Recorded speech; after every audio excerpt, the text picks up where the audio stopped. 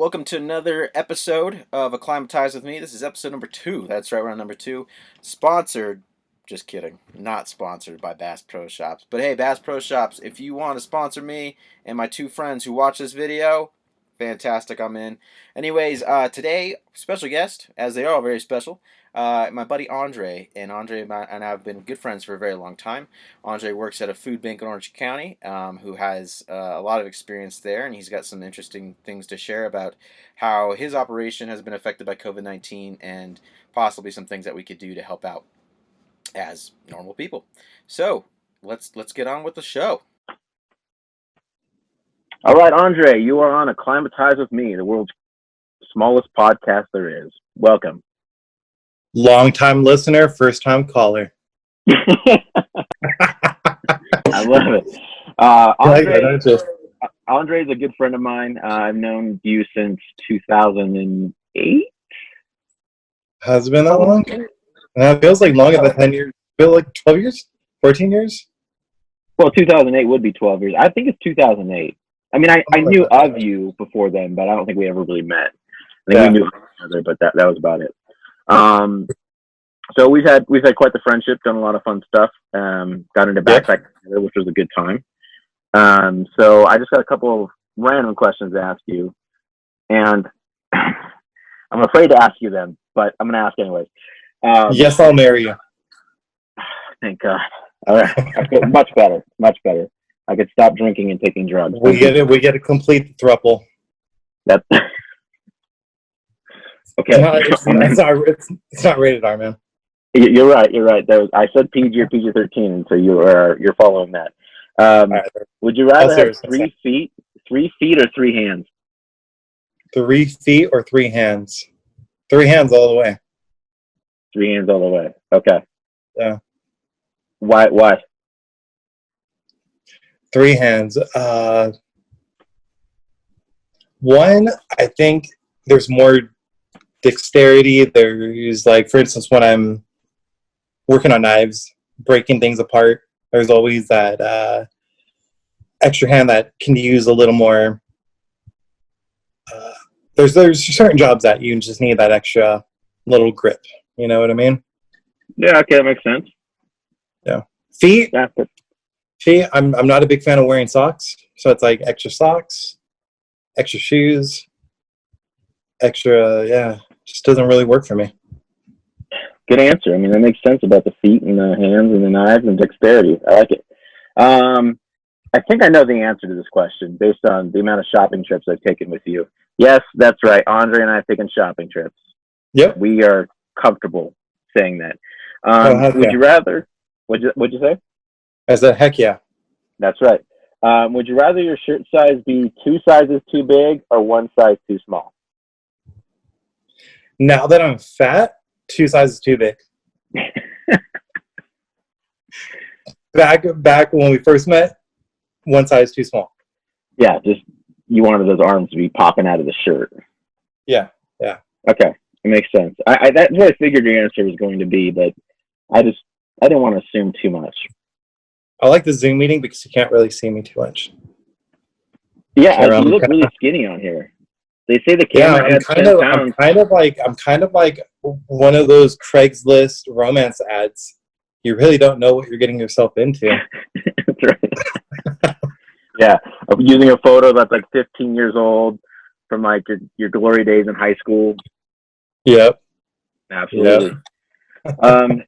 So you work in a food bank, which is a cool thing that you do. What do you do at the food bank?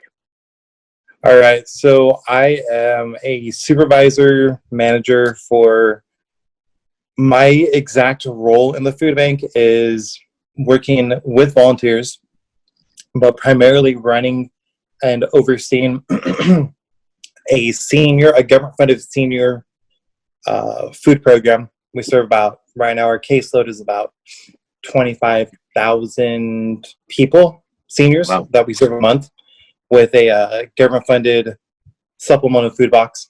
Means that there's, based off of what government nutritionalists are stated, a food boxing contains nutritionally balanced food items for senior citizens 60 and older. So get a lot of government food in, brand new food. We got canned green beans. We've got tuna. We got soup. We got liquid milk, shelf-stable milk. We got juice. We got everything in there, about a 30-pound box. So work on that side. My other team works on donated food programs. So if you look at if you think about food banks giving free food away to people, we got that. Got about 300 different nonprofit charities that come over and pick up food boxes. So like we've both have ties in the past with Refuge. So they're a registry agency. They can go and pick up food. That's right. It's funny. I forgot that we were registered with you guys for a while. Yeah. So then we act more like a Sam's Club, Costco kind of style, where we supply food out to agencies, and then those agencies then will go out and feed the low-income people. So when you think, oh, I'm part of a food bank and I must be serving people off the street, I don't technically do that part, but those agencies do. So it's a little bit of a tier system.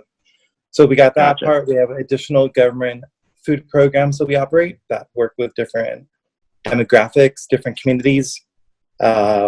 And then all together in our whole operation, we deal with everything that circumvents self-sufficiency, empowering and getting our community to thrive, from utility systems programs, nutritional programs, resource centers, soup kitchens, housing, medical services, you name the funding, we got our hands on it. And how much of that would you say is like the percentage of it is run by like volunteers? Like how many, like is there like when there's a single operation going on, is like 80% of the people handling it, are they paid and 20% is volunteers? Or I mean, what would that percentage break down to? It feels like it's hard to say. It's not volume. It's more expertise.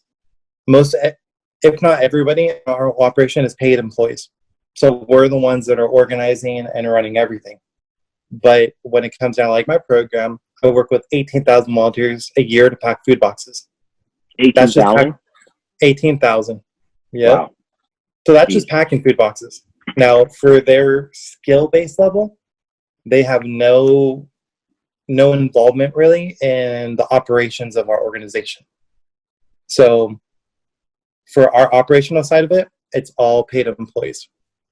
Okay, but to get out the food boxes, that relies heavily on volunteers. To distribute, so to pack food boxes, yes. Yeah, to get part of the process relies heavily on volunteers. Yeah, to pack food boxes and then to distribute some of the food that's donated, volunteers and agencies. But those, I mean, you're looking at maybe 30% to 70%. 70% employees, 30% volunteers. Okay, that's still a good amount. I mean, especially 18,000 people a year. Wow, that's a lot. Yeah. Would you say that over the years, has it been harder or easier to get people to volunteer? I think it's been super easy to get people to volunteer. It's hard to get people to volunteer for certain motivations in certain areas. For instance, like I've kind of developed and learned over the years that people are motivated by three motivations. You got affiliation, you got achievement, and you got awareness. So to get volunteers to be more properly aware of stuff, that social awareness of helping people get the right services, very hard to find that part. To get people to help pack food boxes, that achievement side of it, easy. Gotcha. People want to be affiliated with our organization.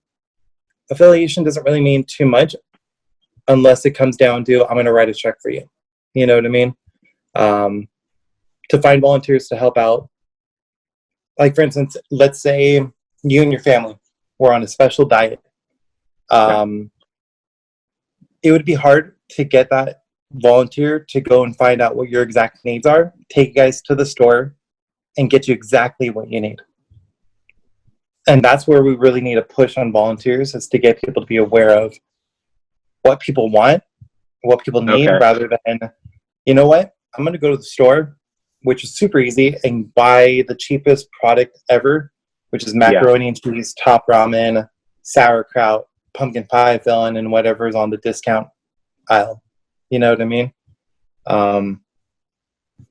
So getting volunteers to help. You're saying like a personal touch from volunteers would go a long way. Yeah. Okay. Because the way it operates. Go ahead. Yeah, getting volunteers to help out with, like, for instance, one thing we've noticed, there are some good volunteers out there, and there's volunteers that come back and support our organization, and those are the things that we strive for, we look forward to. Right now, we're at an all-time low on food, and it's hard to get people to donate good quality food. Just it's hard. You know what I mean? Yeah. So with that all-time low, kind of leads into what I was wondering about as well. Is that all-time low 100% due to the coronavirus, or other things, other factors there, or? It's always been it's been an all-time low for a long time, regardless of COVID or not. We've just been having a hard time with getting donations. It's a really weird dynamic. We have, when you think about people doing food drives, from what my director says, is more of just kind of the principle, like the whole affiliation aspect. Gotcha. To raise the awareness that this is what's going on, that food is needed. Exactly. Okay. A Girl Scout doing a food drive, yeah, that might help a family, but is it going to help the food bank in the long run? No. But it shows that we are working with the community. Right. We've gotten, it's what's really, really crazy, and this is kind of, it's hard to, I think volunteers, people that are interested in supporting food banks or supporting nonprofits, need to just kind of think, one, what would I like to feed my family? What would I need in a time of crisis? What do I look forward to eating? We hang out. There's certain things that we like to eat. That's that kind of that Pokey, camaraderie. dude, I miss eating pokey so much. Right? Yeah. So and that's the thing is, do we want to just go and be like, hey, let's share a can of peas? I freaking hate peas. Right. We're still hanging out, but we're gonna get a good meal, pokey. One's a little more expensive. Right now, there's so many different factors and dynamics going on in food banks that people don't really realize. And this kind of leads into anybody that's watching this video kind of having that proper awareness of like, oh, this is what's really going on. It's a big hierarchy or big kind of battle with food banks. For instance, us, the Orange County Food Bank and Second Harvest. Second Harvest is known as a household name. They'll get a lot of donations, and we'll get a little bit of donations. But with that, they'll get top quality donations. We'll get B class or C rated, donations. Another big thing that's happened in the last 5 years, give or take, 5 or 6 years, is that there's this kind of weird organic waste law that's been passed, that we all in the food service industry have to reduce the amount of organic waste that goes into landfills. It's great. Principle-wise, it's great. But what happens is, with this whole economical kind of crunch, people are trying to not necessarily donate their bad stuff back like 10 years ago. Like if you went to, Stater Brothers and they had that broken case of water, they would donate that to a food bank because they couldn't sell it. Now they're selling it because they need to make some kind of profit. So we're not getting that anymore. We're not getting any of the seconds from grocery stores. Now with that bill being passed, food service industries don't want to pay for disposal. So what do? They're going to donate to food banks. Yeah, so they donate you basically the goods that are probably going to be worthless and useless next day. And so you get probably some produce that it's got 9 hours to survive. And so that's why, so that they don't have to pay to dispose of it, because it isn't loaded on you guys. And what do you guys end up having to do with that? Does it get to go out, or is it just, now it's our problem? Most of the stuff, we've developed teams to help in charge of navigating that stuff and getting it out to people sooner than later. Some of it's in such horrible state and quality that we have to just sell it or send it over to pig farmers or composters. Wow. And there's even rules on and limitations on what we can compost. So we, in food banks across the board, are now doubling over as disposal units. And with that part of it, that's kind of the thing under the covers, under the bed is, or actually deep in the closet, is people aren't aware of what's really going on. They see food, they see poundage on our reports, but they don't realize that food that's coming in, it's not the best of the best. When we do I had no idea. I would have assumed that there had to be some quality standards, otherwise it has to be deemed as throwaway. You know, so I would have never thought that happened. Yeah, so I mean that's one underlying thing that's affecting all agencies, all food banks.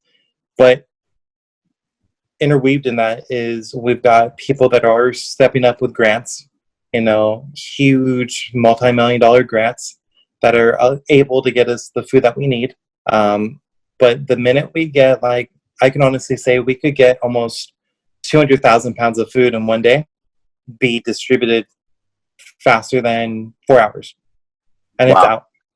So, and that's all great product, all because of people wanting to volunteer and help, you know? Yeah. But the great product makes it go out faster, I assume, because Correct. You're not having to, you know, going through maybe like there's 5 heads of lettuce and picking out just 2 of those are good and throwing away the other 3. Yep.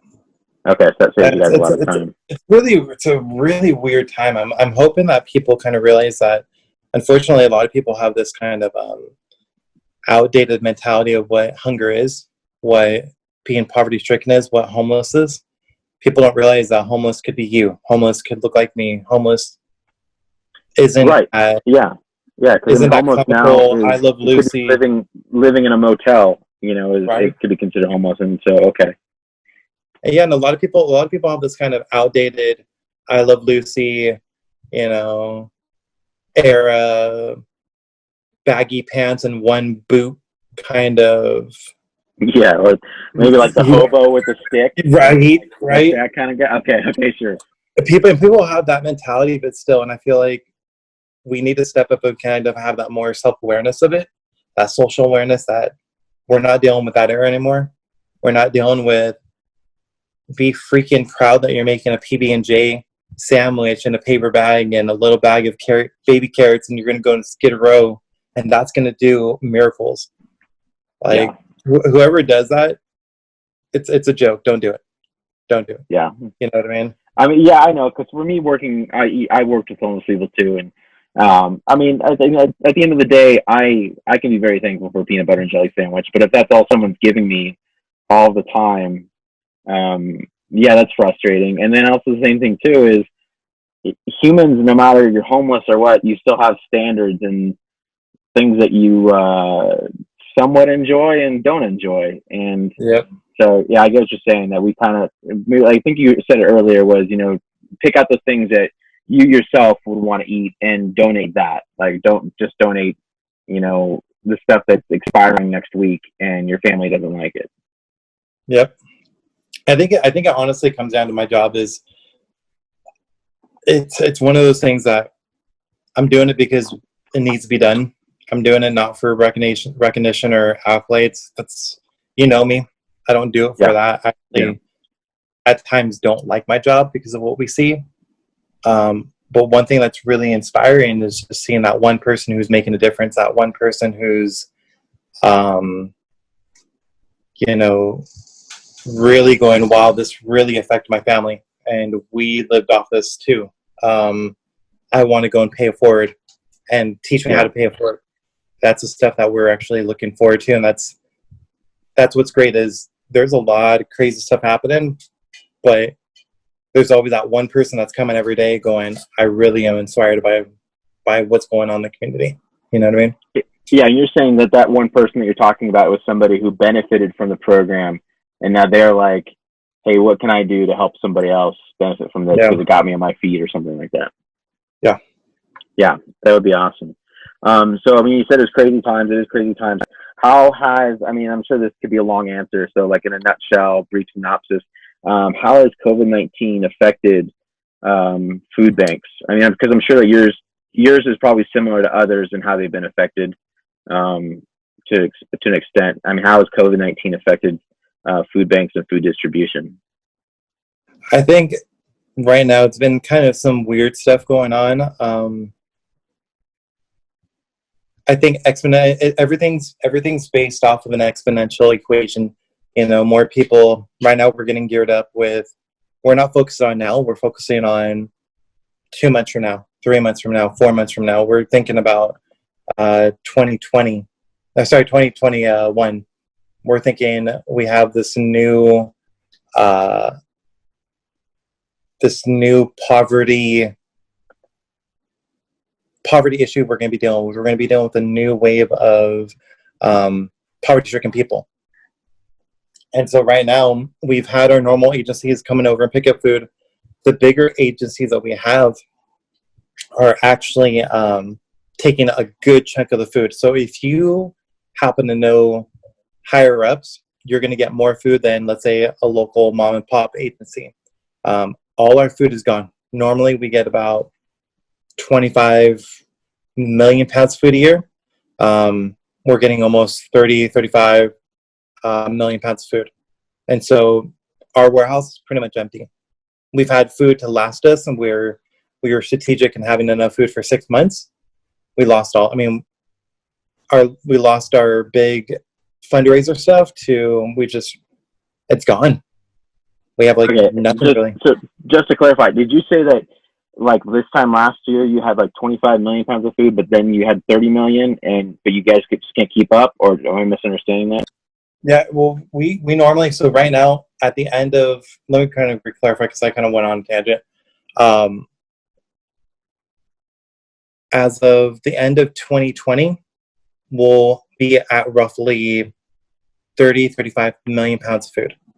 Last year, 25 million is what we brought in. Okay. And so normally right now we would have enough food to kind of keep us going. If we never got any more donations in, we would have enough food in our warehouse to kind of normally keep us going for another 4 months. Right now, in the last 2 months, we're out. Okay, so even though you increased the amount of food that was supposed to last all the way through 2020, even though you had more food now than ever before, that's all gone. Yep. Wow. Yeah. Wow. And we got drive-through. We got agencies doing drive-through processes, drive-through distribution, food distributions where we've had to cancel them because we ran out of food. Wow. And those are handling almost 7 big rigs worth of food. You know what I mean? Wow. That's a lot. That's crazy, man. So you guys are kind of just hoping for the best as far as receiving more food, just to provide for basically the next few weeks. Yeah, I mean, we got stuff going on with the government. We're getting additional funds from the government, but with every additional, I guess, everything that comes from the government comes with some kind of rules, some thing that makes our job a little harder to run. But yeah, we're getting more food in, but it means that we have to sometimes pay for it. Sometimes we gotta have the people that we are serving it to be not on additional other government programs, or it voids their ability to get that food. Gotcha. You know what I mean? So yeah. It's a lot of crazy stuff going on, but we're still helping people, you know? Yeah, absolutely. I mean, so you guys, so I'm clear on this, you guys are prepping for the next 2 to 3 months, anticipating a whole lot more people needing food as basically this year goes on due to basically an economic crisis. Yep. And this is, I mean, after 3 months, so I mean, we're also thinking about next year and the year after that. And I mean, we're just it's a game of just, we're seeing it's just predicting the future few years, you know what I mean? Yeah. Yeah. So I know you guys get a lot of food from, major corporations and major grocery stores and things like that. But what about an average person? How could somebody like me or an average person help out at the food bank during this time or not during this time to alleviate maybe some of the stress of not having enough food or enough resources or people or volunteers? What is something that somebody can do, and what does that look like? I mean, I've said this for many, many, many, many years. And I really do hope that nobody that is in the food bank game hears this. But I think, yeah, I mean, it's leave organizations like us out of it and get to know your community one-on-one. You know, it's easy to go to the store and, you know, I can easily, I mean, me and my wife can easily walk away with not even a full grocery cart, and it costs us more than $100. And to take that to a food bank that deals with millions and millions and millions of pounds, like, yeah, you can leave it and be like, oh, I feel good about that donation. And then it's just a fleeting thought after that. But I think if you go out in the community, if you go out to local agencies, if you go out to local charities, if you go out to your neighborhood, your community, and you really search out those people that, or not even search out, but you see those people that are hurting, that need help, that just need that bit of love and that bit of understanding, that makes so much more difference, because in the long run, we as a food bank are giving food to agencies. The agencies are going out to the community, and sometimes they are dealing with so many people that they forget that intimacy of that person that they're helping. So to have one person go out and develop that relationship makes it so much better. Sure, I guess that makes a lot of sense. So, I mean, you would encourage somebody, instead of, because I mean, I'll say this, because I volunteered at food bank before. It's easy, you know. It's easy. It's way easier to do that because I'm not having to deal with knowing someone's personal story, or maybe having to hear somebody out when you drop off a case of food. It's easy to go in the warehouse and box up all the food and feel good about yourself. But you would encourage people, and I would too, to take the harder route. And hey, you know that guy across the street is hurting, and to go and buy something specifically for them as a family, you would say, is more effective in the long run than just popping in the volunteer or the food bank. Exactly. That's awesome. I think that's great. So I think that's amazing. Basically, if everybody did that or one person did that on every street, you know, that would alleviate some of the stress that you guys have at the food bank, because now that person is not only getting a personal touch from a family, but they're also getting food that a personal family picked out just for them, and they no longer require the food from you guys. Yeah, I mean, and I think a lot of people forget, and a lot of people want to ignore. We've always been in that kind of position where we're so scared to death about not having food, or not having that medicine that we need, or not having rent or enough money for rent. But we've had that one person come in and be like, "Hey, I got you." Right. You know, and I think we can't forget that. And working in a food bank, I've forgotten that for so many years, of that fear and that alone, that loneliness, that depression, that complete just panic. Because I get a paycheck, I do a job and I get a paycheck, and you know, it's good money, but I need to stay focused on that desperate kind of chaotic feeling, because that keeps me grounded, knowing, hey, we still got a lot more people to help. There's more people that are feeling the same exact way that I did. Yeah. You know? Well, I mean, I would say that's like a fantastic answer to that question of how can somebody help out, because I would have just assumed you gave me an answer and be like, yeah, you could sign up to come into the food bank and we could use you doing this. And I guess while it's good in some ways, it's just, like you said, it's not that personal touch. And I guess we could be more effective if we take the harder route and actually went out and sought out people who really need help. Yeah, but I mean, and I'll do it. I mean, because we're doing a little meeting. I will do a plug. Anybody who wants to volunteer, definitely check out our website, www.capoc.org. Volunteer link, volunteer hub. It's a fantastic little system to help the community. I apologize, a little bit of I don't know if you heard that. Crime-filled neighborhood. Yeah, and a crime right here. No, but if anybody that's listening to this, you can volunteer to help in different areas of our food bank. One big thing that we're looking for help is, especially something near and dear to my heart, is Acclimatize, our mobile food pantry. So I've got Jacqueline Gaithe, who's in charge of that. She's always looking for volunteers, always looking for donations, especially donations, because her organization, or her project, which is actually funded by a grant through an organization called PIMCO, goes out and feeds 60 families with kids. requirement on her program, and she's got no food in her trolley. So Wow. anybody interested in doing that, help that area out, because that is exactly what I'm talking about, of going out and seeing how people feel and how desperate they are because they have no food for their kids. And we know, I mean, schools, and that's another thing that people forget, a lot of us forget, is schools are out. And that school lunch program was the area that parents were like, you know what, my kid is going to get fed, but now that there's no school, where are they going to get their next meal? Right. And so now all of a sudden they probably have to come up with an extra couple $100 every month to feed their kids, whereas before it was kind of taken care of. Right. So, and there, like I said, we could talk about nonprofits for hours upon hours upon hours. Yeah. But I think honestly, people just need to be socially aware. You know? Right. So and then the thing is, it doesn't matter if you're Republican or Democratic, if you hate Trump, if you're for him, if you are white or if you're Latino, none of that matters. You know, right. I mean, at the end of the day, are you atheist? Yeah. None of it matters. We're feeding people. Yeah, at the end of the day, I mean, it's humans helping humans. Right. Because no matter what you believe in or what you support, the reality is like life is already really hard.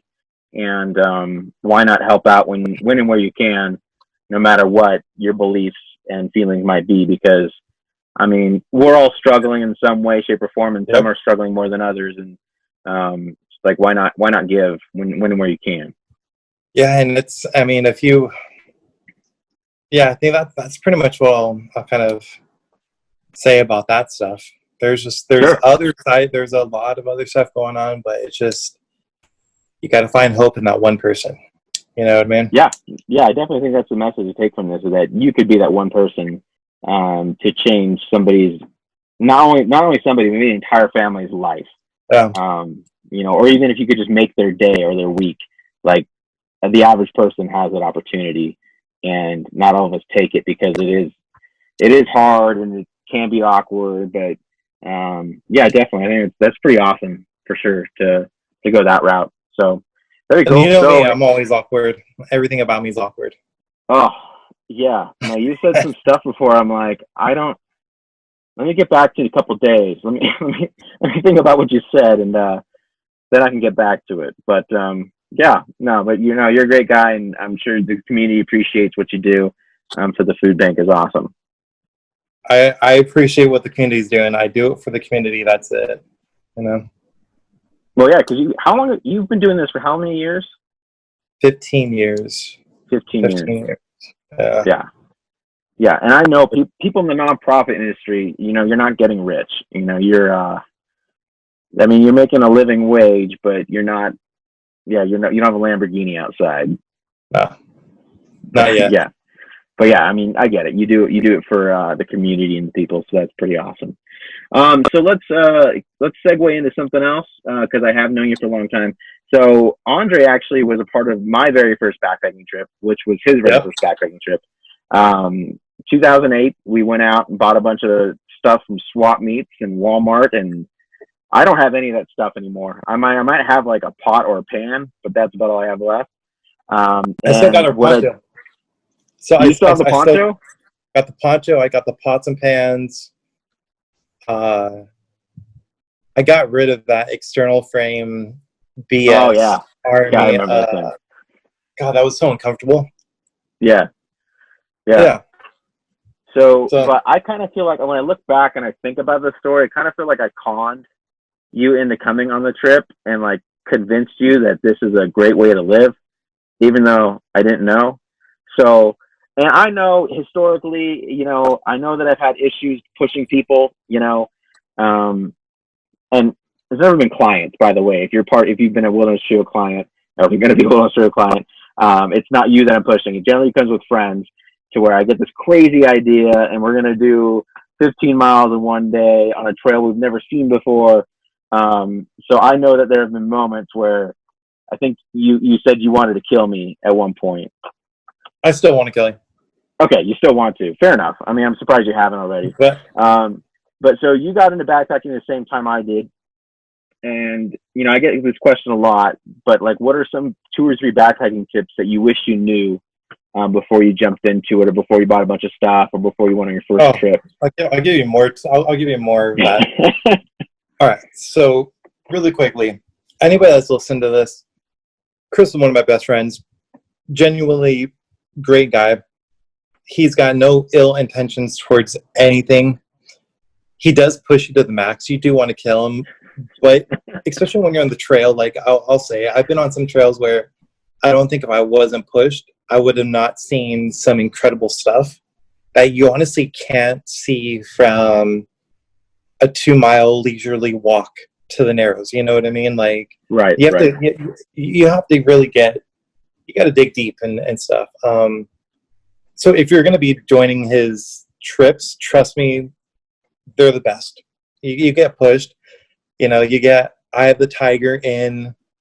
That's right. In your ear, you get, and the thing is knowing that when you're on a trip, because what is it? I mean, backpacking, hiking, it's a solo thing. Even though you're in a group, it's a solo thing. There's knowing that there's somebody a mile or two ahead of you. You got that kind of confidence and that hope, like, hey, this is gonna be a good trip. You know what I mean? Yeah. But to answer your question, some things that I kind of wish I knew or had on me or didn't have on me. So when I went, and this is kind of a little funny story, it's our spice story. Yes, I was really hoping this would come up. I was really hoping.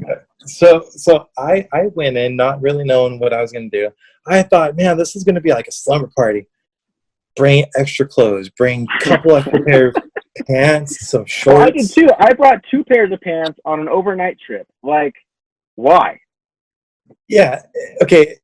So listen, anybody that's going, wear the same clothes that you're going to wear. Bring an extra pair of underwear. Bring some extra socks. You can't have too many socks. You got to kind of take the military stand on it and bring extra socks. But don't bring extra clothes. When I first went on, because I came from a culinary background, and my back wasn't strong. I wasn't carrying the right gear with everything placed strategically. So we get up. I'm already in pain. Got plenty of water, but I'm like, Chris, you look thirsty. Take some of this water. He's like, man, thanks. Yeah, I was stoked. I didn't care about his welfare. What I cared about was that's less weight on my pack. I know, because you were also offering me snacks, and I'm like, man, this guy is awesome. Like, wow. But then I realized it. Dude, I'm offloading some weight, Yeah. So brought food, brought spices. What the hell am I going to do with spices? Yeah. I don't know. And how many bags of spices were there? Because it wasn't just one. We had little snack packs full of like onion powder, salt, celery salt, whatever it was. Yeah. And I think was this sunset or was this sunrise? I think it was sunrise. I think sunrise, yeah. Yeah. So we start a hike, and my back's already hurting. Haven't warmed up, didn't do any stretches. Start walking. We get over to like this cliff area, and I'm like, F this. I'm going to see what I can take out of my pack. I'm tired. I got to cut weight somehow. And looking like, what is that Disney movie, Pocahontas? That's a Disney movie, yeah. Yeah, something like that. Throw all of my spices down the air. Sun rises at that exact moment. Spices everywhere. Looking like a Colombian drug lord mixing them with like Pocahontas. Yeah, I thought you were going to say the movie like Scarface rather than Pocahontas. Because it did look like cocaine colors and yeah, I mean she. Oh, sure, yeah. And honestly, after that, I felt good.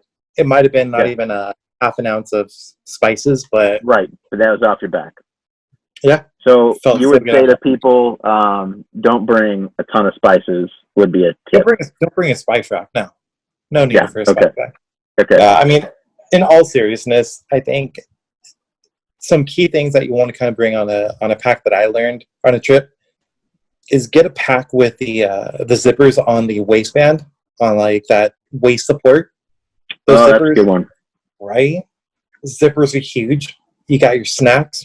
You got your headphones. You've got a knife. You got a flashlight. You got whatever you need right there. Propel, some kind of thing to put into your water. That's a good one. Game changer. Pop-Tarts, something that you know when you're going to take a, sit down. It's all cool. Get the dried fruit, get the trail mix, get the get that stuff, but it doesn't even compare to good old fashioned Pop-Tart. This is true. And what's funny, I'm thinking back on the trip. I think I'm the one who had Propel packets, but you were the one who had the dried fruit. And I think I learned from you, man, this dried fruit was a game changer to actually have, a piece of fruit. And yeah, the Propel was big time. So I think we learned from each other on that one. Yep. Which is nice. So one of the things that you've got into though is knife collecting. And I assume that you have certain types of knives that you would recommend for the backpacking and hiking in the outdoors community versus, just your, as you guys call them, the EDC, right? Yep, the EDC, the everyday carry. Everyday carry. Okay, so you as somebody who's like learned about backpacking from the very beginning, like me, and it has evolved. I would say you've evolved like in a different way and going to learn about like these specific tools. What are some of the types of knives that you'd recommend for somebody who is going to wanted to carry a good solid knife for backpacking and hiking? I think it's all predicated on what are you going to do on that trip. I've been in the knife community for years, and you've got one community that they like these survival Bowie knives. Sure. They take those on backpacking trips. It's not my style. I don't feel like you really need a big knife when you're going out. But if you're going to be cutting wood, starting a fire, doing something like that, carry it. I think it's all predicated on what kind of trip you're going on, what trail. The places we go to, everything's national park. So there's typically no fires. Everything's trailblazed correctly. You really don't need to worry about that. You don't need to worry about betoning, a mini little tree to get through a path because it's all been well kept, So I think for me, what I've noticed is because I'm left-handed, I've always liked something that I can open one-handed and close one-handed. I'm looking for knives that more, I guess, ambidextrous because you never know when you need to pass a knife to somebody. But multi-tools, huge, depending on what kind of weight you want to keep on you. Right. I remember the time that you wanted to. I mean, do you carry a multi-tool for backpacking and also an additional knife on you? Yeah. In your backpack? Yeah. Okay, so you 2 knives. Okay, that's what I thought. I'll have 2 knives, and it all depends on what I'm going to go for. So multi-tool is key. I've had this multi-tool for about 5 years. Excuse me. But in it, it's got a saw, serrated blade, seatbelt cutter, every screwdriver that you need, plain edge, bottle opener, it's got everything. So if you want to just go for one thing, so I kind of say this for, depending on who you are, if you're woman or man, everybody needs to have a multi-tool. Key thing. Now, if you were just to go and that's all you wanted to carry was a multi-tool, go for it. If you're concerned about the weight, don't worry about the weight. I personally don't care about it because this has been such good quality. In front of me, I've got some other stuff. So if I wanted to, take a basic little fixed blade, this is, what's it looking like? It's about like a 8-inch knife, 9-inch. So nothing too heavy. Yeah. Okay. That's pretty nice. So you could actually, you could actually put this on your harness. Super good. So this with multi-tool, all you really need. Now, if you're going to go and just do something like a little simpler, Spyderco Cam 2 is your go-to. And that would you recommend something like that also for everyday carry? Yeah. I think you want to get something that you're comfortable opening one-handed. But like I said, it depends on what you're doing. All these are, for me, tactical, more for tools. They're never weapons. I'm not going to be, and that's one thing is somebody who goes in the woods and thinks, oh, I'm going to protect myself from a bear or some kind of animal with a blade. Not gonna happen, dude. It's pretty funny. It's not gonna happen. Right. So that's kind of my style of doing stuff. You can go for different style blades. This is a perfect one for cooking. Yeah. It all depends. I mean, it's what you really want to go for, man. Yeah. So, I mean, a lot of times, I see people carry knives and I have one in my truck that clearly came from Big Five. What's the difference in quality and materials? You pick up a knife from Walmart or Big Five for $15 or $20 compared to something like you said, Spyderco and some of the other brands that you buy. What are some of the differences? Because I mean, I don't really know or understand like what justifies a price jump. Okay, so I think it really just comes down to is the quality of steel that you're dealing with. So one, you could honestly you can go to Walmart and get a knife, and let's say we're gonna do, gonna actually run out of battery soon. Now, the steel quality holds an edge, so lower quality, you're gonna lose that edge fairly easily. Higher quality stuff is gonna hold an edge, a lot longer, a lot better. But that's a whole different story.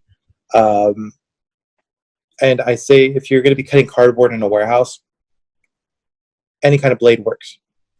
Ease of sharpening. So I've got this little sharpener that I take with me everywhere.